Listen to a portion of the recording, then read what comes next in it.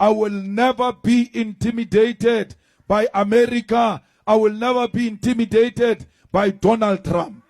They were speaking about me in that meeting at White House. If they were not gossiping about me, they should have called me into that meeting. I would have answered everything that Donald Trump wanted from us. Banchaba baseba kanna batho ba baholo ka dikhoneng ba tia transport ba ya kwa America ba yo bua ka nna slege. If they are not scared of me, call me into that meeting. That nonsense that Trump did in America, he will never do that nonsense in my presence, because I will confront him here and there with the facts. Ramaphosa could not present the facts in front of Donald Trump. You've got a coward president.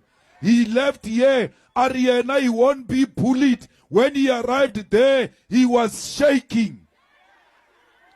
Atatazela, Achaba Donald Trump, another president scared of another president. Donald Trump said to him, when you say farmers, you mean white people. He kept quiet. Farmers do not mean white people. They are black farmers. They are white farmers. Ramaphosa is a farmer himself. He should have said to Donald Trump, no, farmers are not white. I'm a farmer myself. I am not white. Why didn't he present that simple fact before Donald Trump? Why didn't he say, there are so many people killed in South Africa, and majority of them are blacks. There is no white genocide in South Africa. Bammonchatsila with crosses. He opens his eyes in shock. I know South Africa with my eyes closed. He's unable to tell Donald Trump that is not a picture of South Africa. This picture does not belong to us. We don't have mass graves of white people in South Africa. Comrades, Donald Trump says to him, hey Ramaphosa, Donald Trump says to him, hey Ramaphosa, why are you not arresting this Julius Malema? Why is this Julius Malema not in jail? He can't respond with a simple fact that this song killed the Boer, killed. He failed to defend the Constitutional Court. By failing to defend the Constitutional Court, it means he failed to protect the Constitution. And when you fail to protect the Constitution as a president of the country, you have failed in your primary duty of defending the sovereignty of South Africa. We are with Iran. How can Israel just go and bomb Iran and expect Iran not to defend itself? Under the same way, the children of Palestine are fighting. We are with the children of Palestine because we were there before. We know how it feels to be oppressed and to be dispossessed of your land. We were dispossessed of our land, and that's why we are on the side of the dispossessed, and that is the children of Palestine. President Ruto has got a platform to speak and not say anything on Palestine, on Israel, on it. He can, that thing, it is called a diplomatic language.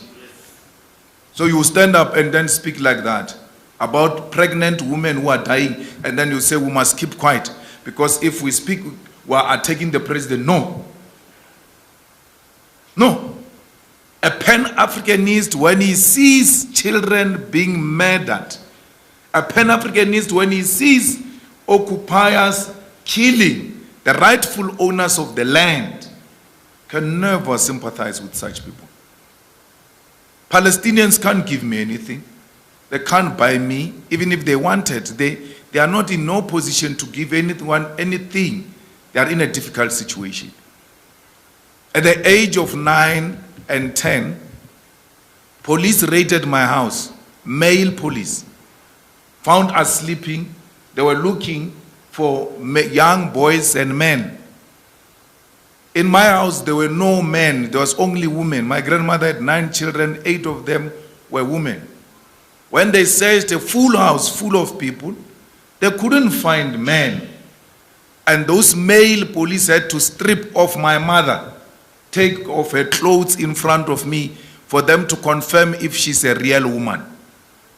If you lived that experience, you will know what the Palestinians are going through.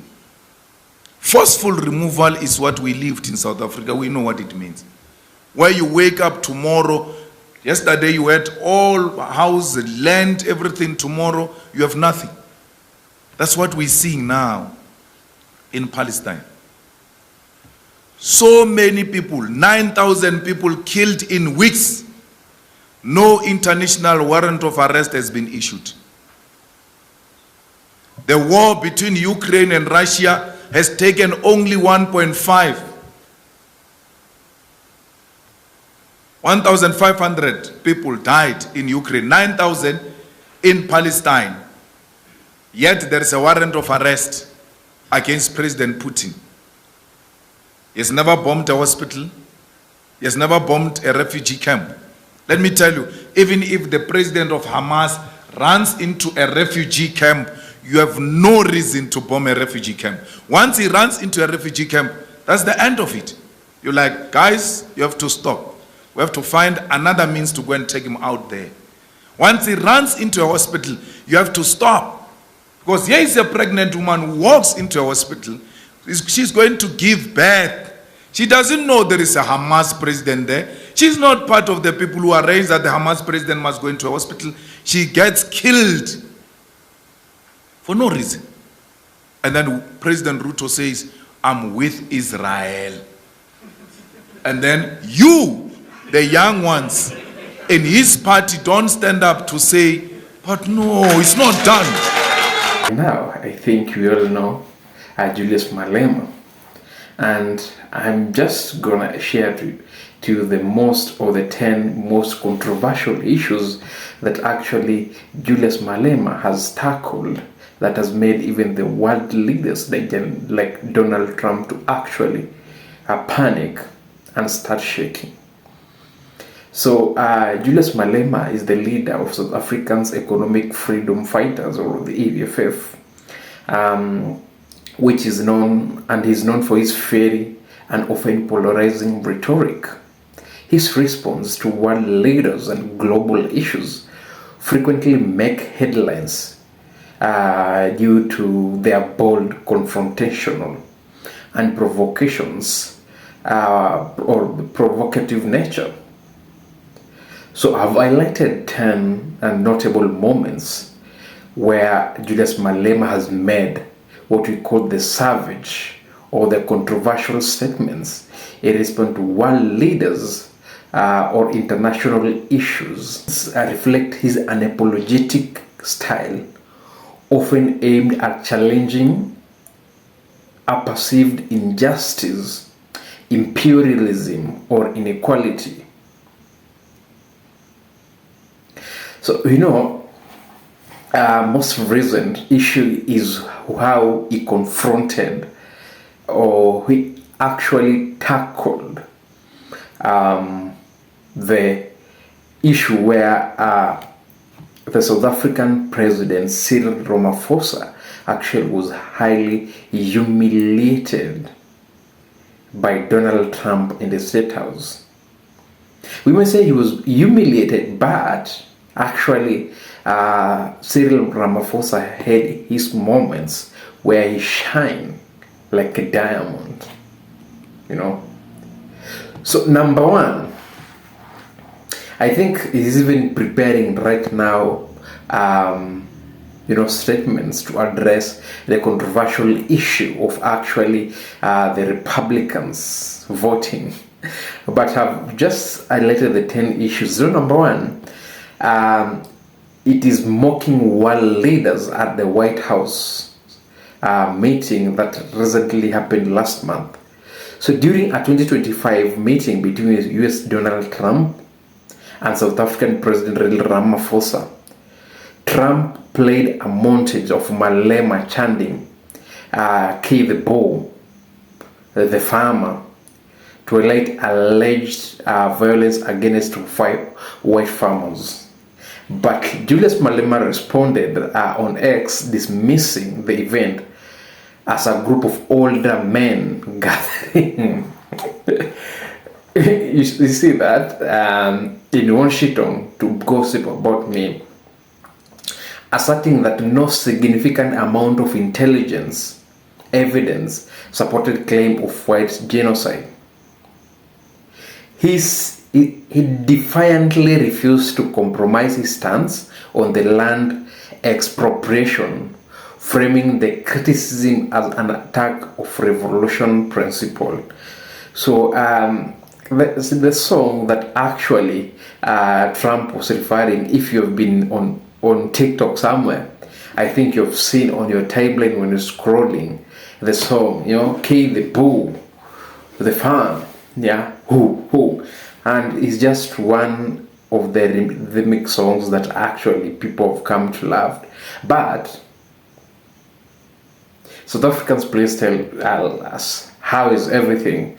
Is the song actually played or sung in the streets, everyday life? So we all understand any revolution has actually kind of usually use songs or words or chants that actually some people will find it offensive. So if you may ask, how are they 47 white South Africans doing in UK, and when is the plan to actually import others? The second point is actually defying UK visa ban over Hamas support. So we all know that Julius Malema has been actually in support of Hamas, and of reason I think people also come to actually support Hamas, both Christians and non-Christians, because despite one simple mistake, Israel took it upon themselves to actually, do their thing. So the UK Home Office banned Malema from entering the country, citing his vocal support for Hamas and statement perceived as inciting violence, such as remarks about the potential calling for the slaughter of white people. Malema and EFF responded by accusing UK of suppressing free speech and attempting to silence African voices, challenging imperial legacy. So he boldly stated that EFF will not trade revolutionary beliefs for a visa, emphasizing his commitment to African liberation and Palestinian solidarity. So I think most of the South Africans were actually, in support of Hamas. But one thing I've noticed that Julius Malema is one of the leaders that is not always swayed by actually the wave.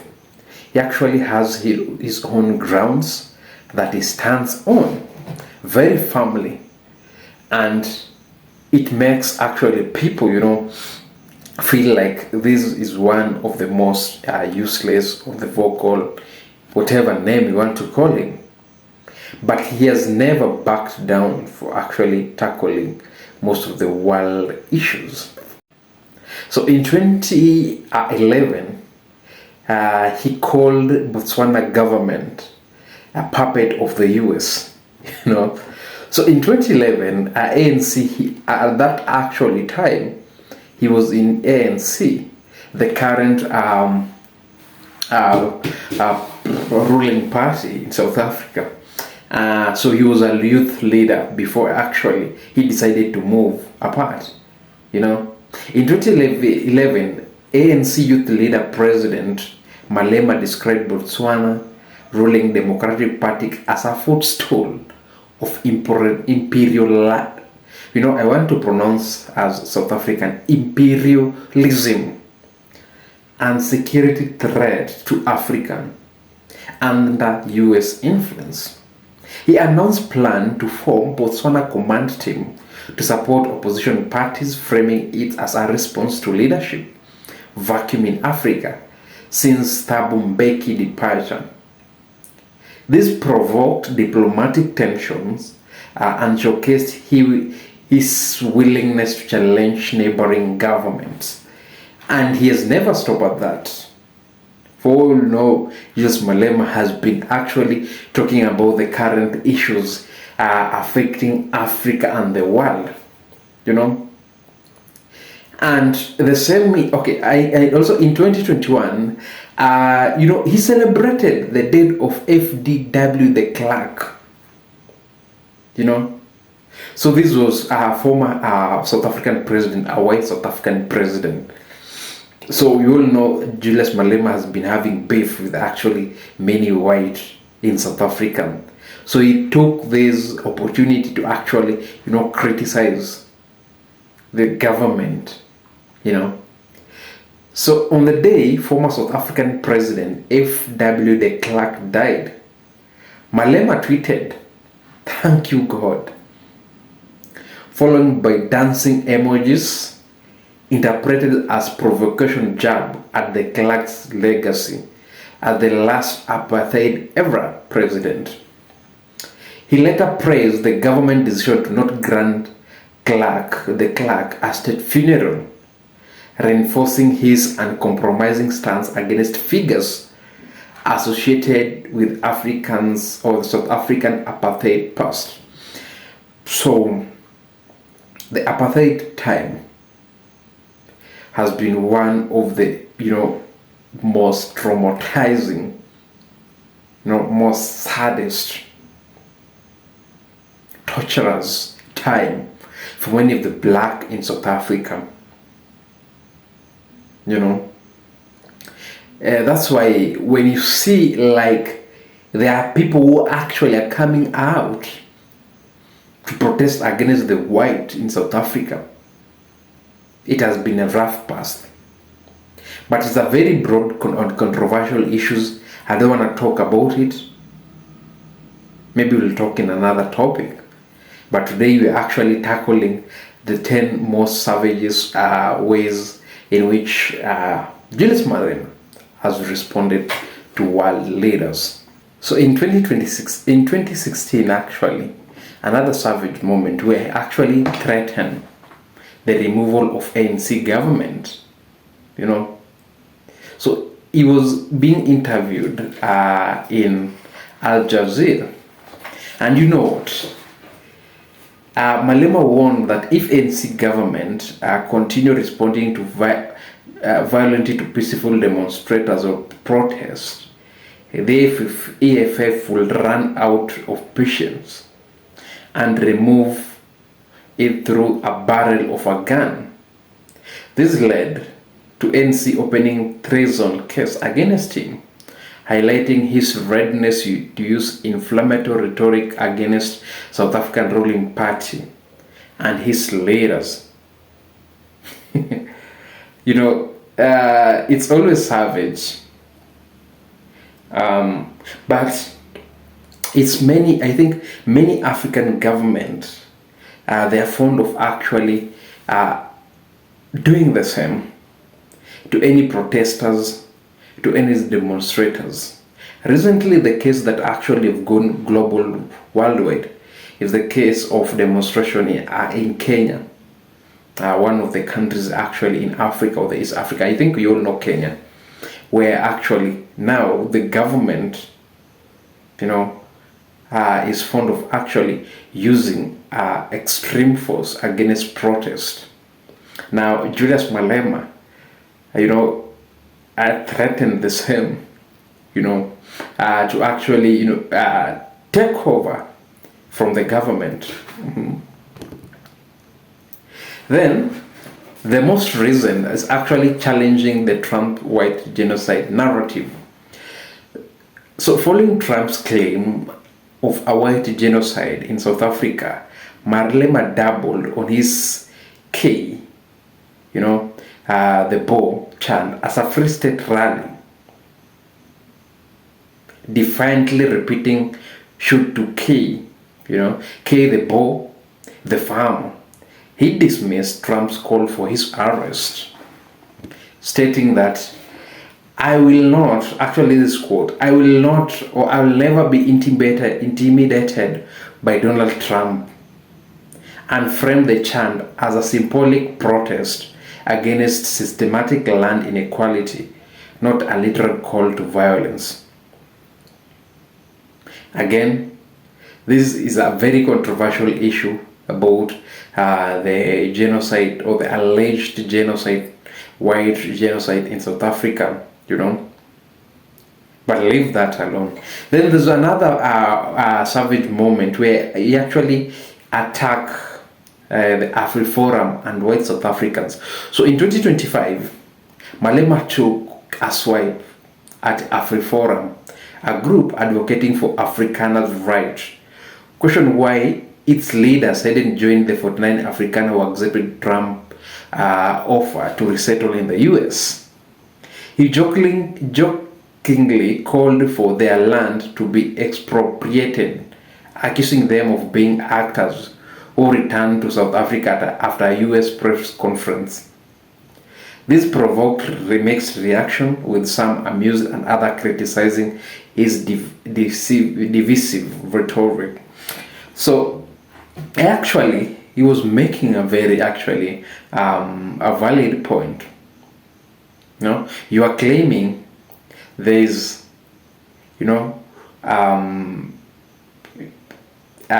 genocide. There's a leader, the leader of AfriForum. So this leader, is actually spearheading. He, the one who facilitated the transfer of actually those 49 to America. But he asked a very valid question: why has he not actually joined the other group in America? Yeah? Why has he not joined the other group in America? But people actually criticize his rhetoric. Malema is fond of actually saying things you think he's joking, but he's actually meaning it.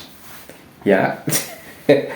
So another one is condemning Israel and demanding embassy closure in 2022. So at the EFF National People's Assembly, Malema called for the closure of Israel embassy in South Africa, accusing Israel of genocide against Palestine.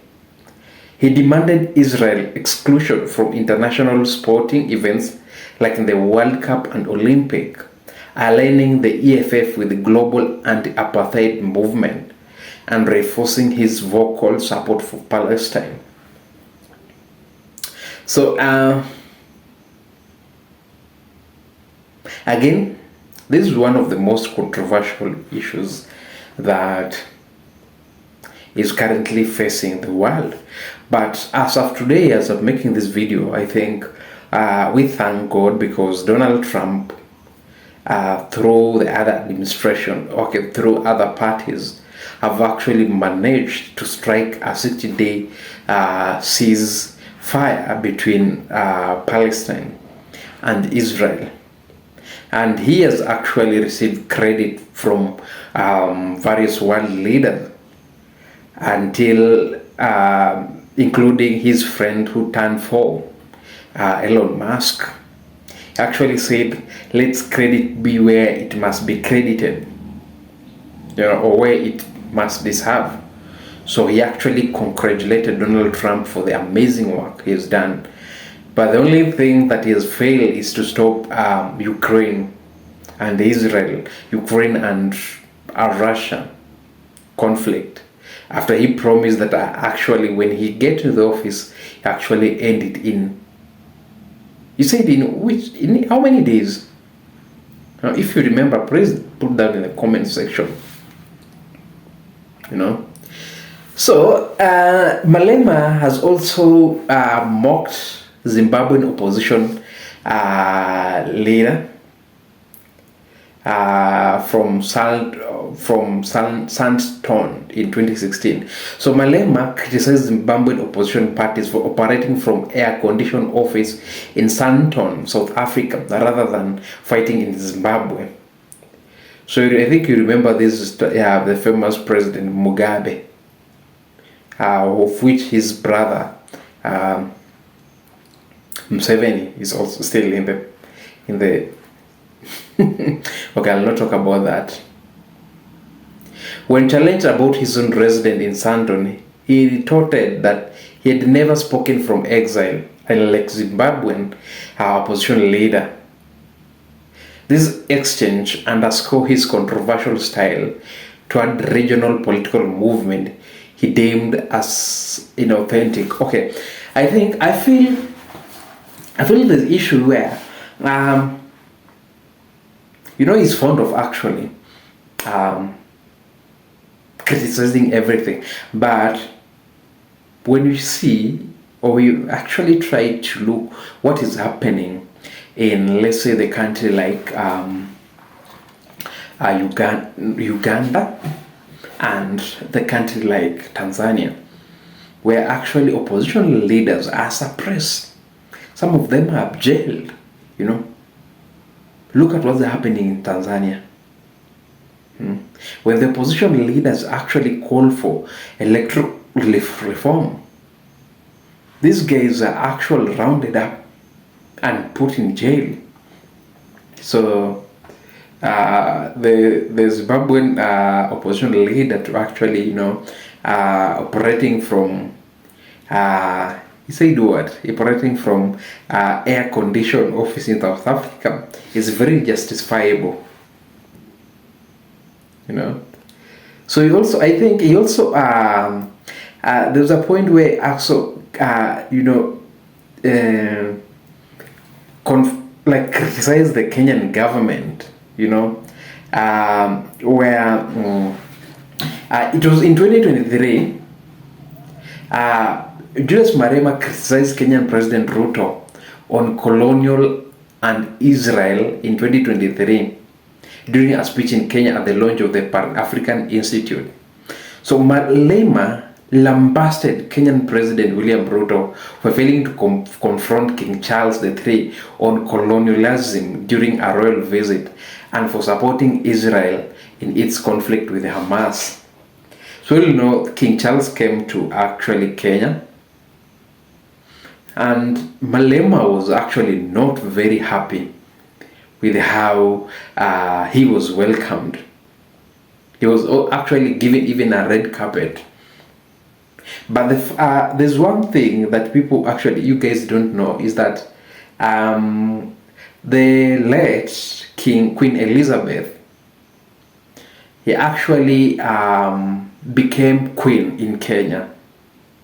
Actually, okay, when the father died, and he was, she was the next in the line in terms of inheritance, the royal inheritance, to become the queen. He was in Kenya, and he was doing a safari, and she was flown from Kenya to actually UK to go and receive the crown. So when King Charles came, Malema was actually not happy with him or with President Ruto, So his remarks resonated with Kenyan youth who saw him as bold voice against oppression regime, but drew wire from Kenya's government. Actually drew attention from Kenya government, with Deputy President Rigathi Gachagua urging Malema to respect the host leaders.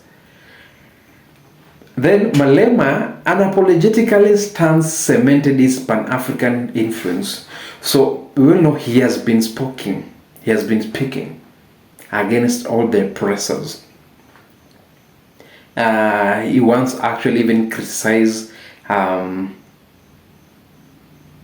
he was supporting, even one time he was supporting Russia when the Russian president,